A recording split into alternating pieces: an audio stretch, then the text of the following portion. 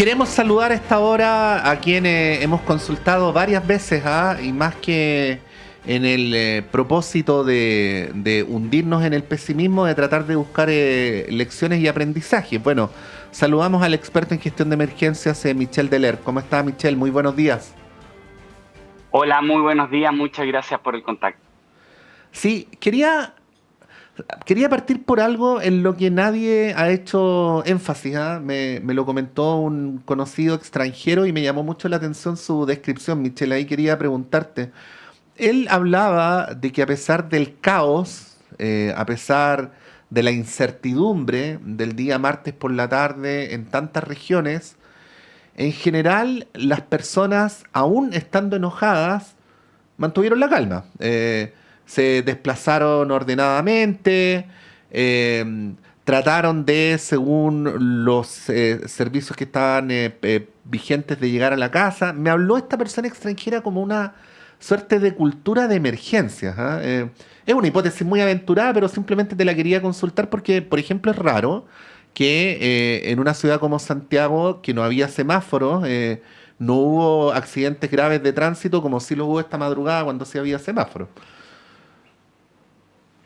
Sí, la verdad es que eso yo creo que ocurre principalmente porque esto fue durante el día, Ujú. porque en segundo lugar, curiosamente, al no haber comunicación, permite que de una u otra manera uno se concentre principalmente en un objetivo que en ese momento es llegar a casa, pero creo que la historia habría sido diferente si esto hubiese demorado más y en segundo lugar, además, no hubiésemos tenido un toque de queda y estado de excepción, porque la verdad es que ya la situación para la noche se veía compleja.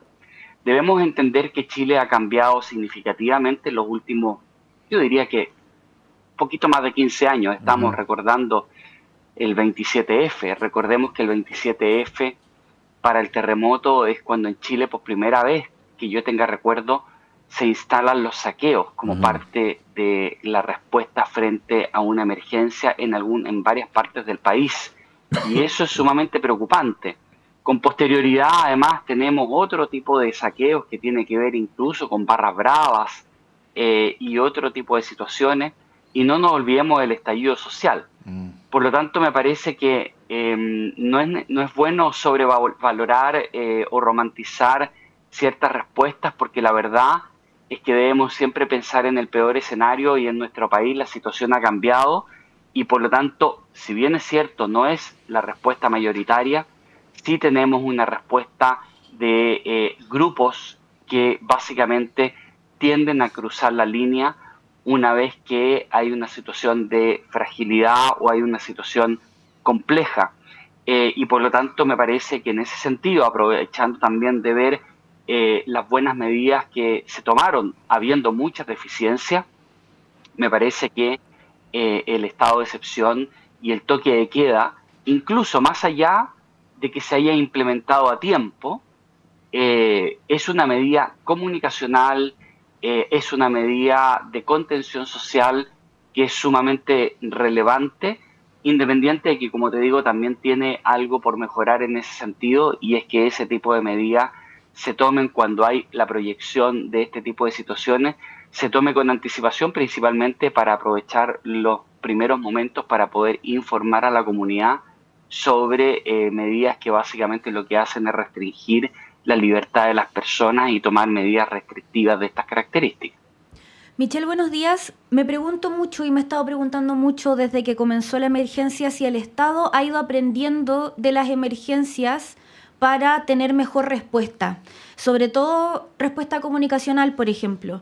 A mí me llama la atención siempre que se genera un espacio donde no hay información para especular, por ejemplo.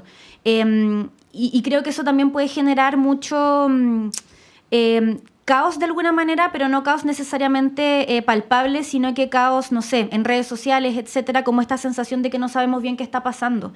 Y en ese sentido, me pregunto, y quiero saber también su evaluación, ¿cree que hemos aprendido que el Estado ha ido mejorando su respuesta más que un gobierno en particular? Porque sabemos que a distintos gobiernos les ha tocado enfrentar distintas emergencias. Sabes que me parece sumamente importante e interesante tu pregunta por varias razones. Uno, porque estamos a 15 años del 27F y por lo tanto tenemos la posibilidad de comparar frente a un hito que de una u otra manera develó las fragilidades de nuestro sistema de emergencia. En segundo lugar, porque cuando hablamos de comunicación que se relaciona directamente con la conducción y el liderazgo, el control de una situación de crisis o emergencia, debemos comprender que quizás hay situaciones que no las vamos a vivir hoy día, pero donde estamos construyendo los cimientos, las bases con mayor fuerza o mayor debilidad de lo que puede ser la próxima emergencia. Aquí la comunicación tiene un rol muy importante. Cuando generamos silencios, esos silencios son ocupados. Cuando generamos incertidumbre, esa certeza tiende a ser ocupada. Y eso es ocupado por dos elementos. Uno, la fantasía, que eso comunicacionalmente mucho deja espacio a lo que es la teoría conspirativa, a lo que tiene que ver con las fake news, y por lo tanto aquí los silencios son clave en términos de que tienen que ser ocupados por el Estado, de lo contrario van a ser ocupados por otras personas. En segundo lugar, ese silencio debe ser ocupado por el Estado con un relato que sea coherente, que sea simple, fácil de entender y también que sea fácil de diseminar con alcance masivo, y hay un elemento también de oportunidad. Creo que en ese sentido no hemos cambiado mucho. Tenemos deficiencias estructurales que facilitan que esa situación perdure, como por ejemplo una estructura de gestión que no establece claridad en las líneas de autoridad, y ese es un elemento clave. Quiero señalar además que esa es una discusión que se dio a principios de las décadas del 70 en el mundo, y para eso se generaron estructuras de gestión que buscan precisamente salvar los problemas que estamos estableciendo. Por lo tanto, estamos muy atrasados. Quiero además establecer que eso se ha discutido en Chile, y el segundo proyecto de ley, la indicación sustitutiva que se presentó durante el segundo gobierno de la presidenta Bachelet hacía mención a eso y señalaba en el mensaje presidencial que ONEMI tenía 40 años de atraso en ciertos elementos. Hoy día estamos hablando ya de 50 años de atraso y la institución se llama Senapred. Y por lo tanto me parece que ahí hay situaciones complejas y quiero ejemplificarlo con algunos elementos. Básicamente, incluso hasta el día de hoy, hasta esta hora, seguimos con serias dudas respecto de lo que pasó. No hay un claro diagnóstico o certeza en un ámbito que es sumamente monitoreado. Por lo tanto, no estamos hablando de que aquí haya caído un meteorito y que nadie sabía lo que pasó. Aquí estamos en un ámbito regulado, monitoreado, y que ha habido bien poca explicación respecto de lo que pasó, salvo lo que todos conocemos, el corte de luz. Y en segundo lugar, digamos que durante el momento de mayor crisis, las primeras 4 o 5 horas, la verdad es que en general teníamos de una u otra manera información muy vaga, escasas medidas, por no decir nulas, hasta que viene el estado de excepción, pero un estado de excepción que viene cuando ya de una u otra manera, y el mismo gobierno lo reconoció, que muchas antenas iban a dejar de funcionar por un estándar de 4 horas, y esas medidas más relevantes se toman precisamente en el límite de ese suerte de término de operatividad de muchas antenas celulares, y por lo tanto se pierden tiempo valioso en asegurar la conducción y liderazgo de esta emergencia en términos de entregar información simple, alcance masivo, pero además sabiendo que tú tenías 4 horas para tener al menos una mayor conectividad, esa información debió ser difundida y las decisiones debieron ser tomadas antes de esas 4 horas, o ese, como se dice en inglés, ese deadline, ese tiempo en el cual es límite para uno en términos de, por ejemplo, tener un estándar claro de que a las 4 horas íbamos a tener pérdida de conectividad en algunas antenas. Sí. Michelle, para poder entender bien, y lo has desarrollado con mucha propiedad, pero esa afirmación de que no hemos cambiado mucho, yo te reconozco que la pregunta te la voy a hacer desde la percepción, no desde un argumento demasiado consistente, pero al menos esto sirve harto para comparar que justo estemos 15 años después del 27F, ¿no? Así es. haciendo esta entrevista. Y a propósito de que estamos en este aniversario, durante el día de ayer estuve revisando las reacciones de entonces, y mi percepción, vuelvo a insistir, no te lo digo como desde un fundamento demasiado consistente, es que uno ve a un Estado mucho más claro en sus mensajes, con una estética comunicacional mucho más tranquila, sin esa transmisión de caos que se produjo durante esa madrugada. Y tiendo a pensar, desde la percepción, lo digo por tercera vez, que hay un aprendizaje ahí que será de los siguientes terremotos, de lo que pasó esa misma vez, de los incendios forestales y así sucesivamente. Te lo pregunto en el espíritu de ir como identificando también porque todos los vasos tienen una parte, lo típico, ¿va? El vaso medio lleno y el vaso medio vacío. A ver si estoy muy perdido con mi percepción o si tú la puedes transformar en un análisis, ¿no? Creo que ahí es sumamente importante hablar de aspectos que son totalmente objetivos, porque como tú señalas, la percepción está muchas veces vinculado a lo que uno de una u otra manera ve, y a lo que ve en el momento, a cómo lo vive, a la vivencia, ¿ya? Y por eso es tan importante sistematizar todas las experiencias y no transformar la situación meramente en las vivencias, porque de lo contrario, en este país vamos a tener tantas vivencias como personas tengamos. Y eso también, la vivencia tiene que ver de una u otra manera con las vivencias previas que uno ha tenido.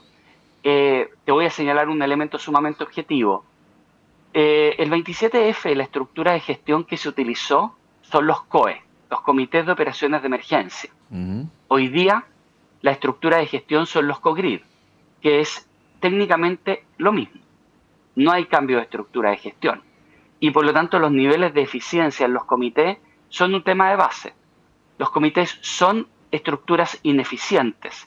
De hecho, en cualquier empresa no se gestiona una empresa, una institución. En ninguna institución se gestiona ni siquiera una corporación o una fundación a partir de un comité, porque los comités son buenos para llegar a consensos y en las emergencias se requiere capacidad de gestión, mando y control.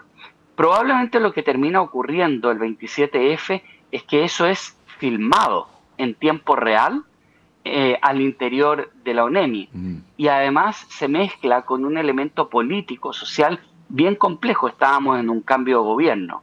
Hoy día lo que vemos en realidad en estas puestas en escena básicamente es el punto de prensa, pero no vemos de una u otra manera la ineficiencia que generan estos comités y la estructura, el organigrama de gestión es exactamente el mismo.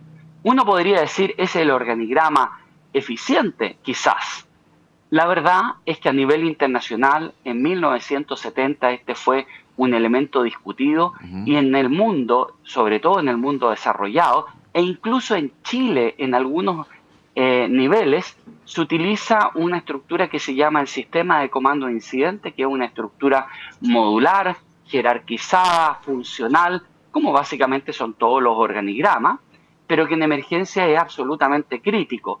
Y esa estructura, el Estado se ha resistido a asumirla, pero voy a darte un elemento que es bastante contradictorio. Mientras el Estado se resiste a incorporar formalmente esa estructura, desde Senapred hasta otras instituciones como los bomberos utilizan esta estructura, pero la utilizan de manera bastante, yo diría, poco normada porque no está institucionalizada en el Estado. Ahí tenemos un elemento absolutamente objetivo. En materia de claridad de las líneas de autoridad, seguimos con el mismo elemento y el mismo problema. Y la manera objetiva de poder analizarlo es la cantidad de vocerías que tenemos en una emergencia. Y quizás salto inmediatamente al tercer elemento para hacerlo ya mucho más gráfico. Si ustedes se fijan, durante esta emergencia nos dimos cuenta de que existía una institución que nadie conocía. Yo la conocía personalmente porque me había tocado estar con ellos hace aproximadamente un año, institución que además valoro mucho. Creo que no se ha hecho un justo reflejo respecto a esa institución. La verdad es que es una institución muy moderna, destacable, realmente de un nivel de desarrollo que supera con creces el promedio y estándar de las instituciones que tenemos en Chile en esta materia. que es el Coordinador Eléctrico Nacional. Y lo conocemos porque termina tomando una vocería, y creo que comunicacionalmente y desde el punto de vista de emergencia, el mejor momento de poner en escena una institución que nadie conoce no es precisamente en la vocería de una crisis, que además es una institución absolutamente técnica, donde su recurso humano no está entrenado ni acostumbrado a enfrentar una vocería en el medio de una crisis nacional. Y si llevamos que esta crisis nacional tiene dos componentes, seguridad pública y seguridad nacional, la verdad es que la vocería, la conducción y el liderazgo está claro quién debió haberlo llevado, que era el Ministerio del Interior en todo momento, pero más aún, incluso ni siquiera me enfocaría en la ministra del Interior, porque estamos hablando de un tema estructural más aún, más allá de los gobiernos que están. Nosotros tenemos un servicio público especializado, que es la institución de más alto nivel en el Estado, que es en el Senapred, y es una institución que está totalmente ausente en la conducción, gestión, liderazgo, de mando y control de la emergencia. Y ese es un tema que es absolutamente objetivo y sigue siendo así, y más aún, yo te diría que después del 2010, esta institucionalidad se ha debilitado significativamente en materia de su presencia. Quienes tenemos un poco más de edad sabremos que durante la década del 90 y el 2000, la ONEMI era un actor que estaba en primera línea en todo tipo de emergencia y catástrofe. Hoy día realmente el Senapred está en un backstage con vocerías ausentes, escasas, muy débiles y que lo que demuestra es falta de capacidad de gestión, mando y control. Cierro esta extensa explicación para poder dar respuesta a tu pregunta, señalando que el Senapred como definición institucional todavía sigue siendo una institución que se define como una institución que coordina. En una emergencia se requiere gestión, mando y control. Nadie se imaginaría una situación de un brote epidémico que no sea dirigido por el Ministerio de Salud. Lamentablemente, parece que nos estamos acostumbrando a que teniendo un servicio especializado en materia de emergencias, no sea ese servicio el que tenga capacidad de gestión, mando y control, y una presencia relevante en el liderazgo de la emergencia cuando tenemos una catástrofe y tenemos un servicio especializado. Michelle, nos quedan pocos minutos, pero yo no me quiero quedar sin preguntar me da la impresión de que plantea que falta prevención, falta conocimiento de instituciones, por lo tanto comunicación efectiva previa a las emergencias, por ejemplo, pero en el caso de la emergencia que vivimos con el corte de luz, con este apagón masivo, falta, por ejemplo, para el control de la emergencia, presencia del Estado en lugares estratégicos como, por ejemplo, industria eléctrica, porque el controlar esta emergencia o el que se demorara en controlar esta emergencia también se traduce en que el Estado no maneja la industria eléctrica, ¿o no? Bueno, eso es efectivo y eso llama mucho la atención, porque la verdad es que la industria eléctrica, como otras, la opción de Chile ha sido tener básicamente actores privados. Pero una función pública se entrega en administración privada, pero esa función nunca deja de ser pública. Y por lo tanto, cuando se corta o se interrumpe una función pública, es un problema más bien de carácter público que de carácter privado, porque básicamente esto es una suerte de externalización. Por lo tanto, quien externaliza nunca pierde la responsabilidad sobre esa función esencial. Y pareciera que aquí estamos con un tipo de gestión, insisto, no es solamente de este gobierno, sino que es un tema de Estado, donde básicamente no hemos comprendido bien que aquí el Estado sigue teniendo un rol fundamental. Y que si bien es cierto, la autofiscalización, podríamos decir, este tema de que yo puedo hacer mi propio informe, es importante, aquí básicamente lo que se requiere es un Estado más presente para poder además proteger un modelo que en cierta forma es bastante eficiente, sobre todo en materia de lo que es el crecimiento. Pero el equilibrio se da precisamente en que quien externaliza la función de administración, pero no la responsabilidad sobre la función esencial, tiene que estar presente. Y ese es un elemento que parece que está ausente, e incluso en esta crisis se manifiesta específicamente desde el momento en que una de las vocerías más importantes está en el Coordinador Eléctrico Nacional. Eso me parece que es incluso un acto político de tercerización de una emergencia que tiene componentes de seguridad pública, pero ojo, cuando hablamos de este tipo de interrupciones, estamos hablando de un elemento de seguridad nacional.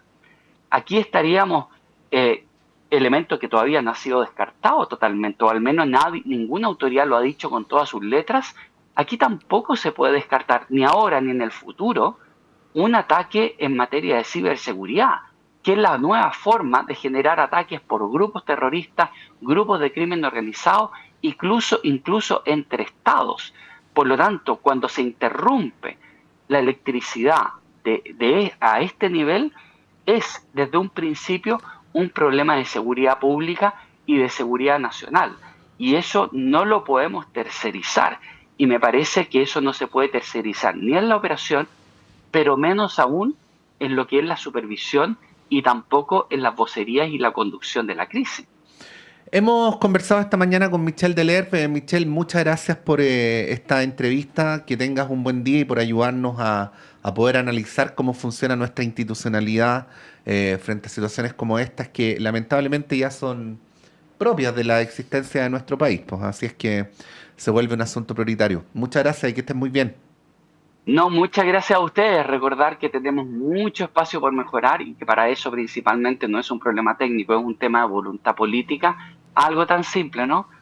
Tener un número único de emergencia, eso demuestra nuestro atraso. El primer número de emergencia fue creado en la década del 30 del siglo pasado y bastó la muerte de 5 mujeres en Londres para que eso generara la voluntad política de cambiar y establecer un sistema integrado. Nuestro sistema sigue siendo fragmentado. Y solo recordar a las víctimas del 27F que a lo menos una forma de recordarlas también es honrarlas con cambios importantes en nuestro sistema de emergencia para que el día que tengamos una catástrofe podamos mitigar al máximo los daños que se puedan generar, habiendo dejado testimonio de que el Estado y todos nosotros, también la comunidad, hicimos todos los esfuerzos necesarios para obviamente mitigar y también disminuir el dolor que las catástrofes generan. Gracias, Michel.